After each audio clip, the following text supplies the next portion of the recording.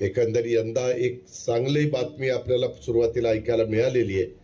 हवामान खात्याने सांगितलेलं आहे की नवीन येणारा पावसाळा हा 103% म्हणजे नेहमी पडणाऱ्यापेक्षा 103%, 3% जास्त, ती एक समाधानाची बाब आहे. त्याच्यातनं एक अर्थातच शेतकऱ्यांच्या मनामध्ये देखील एक आनंद त्यांच्या मनाला वाटत असतो आणि आम्हालाही समाधान वाटत असतं. पाऊस काळ चांगला झाला तर बरीचशी आमची इतर कामाला आम्हाला गती देता येते.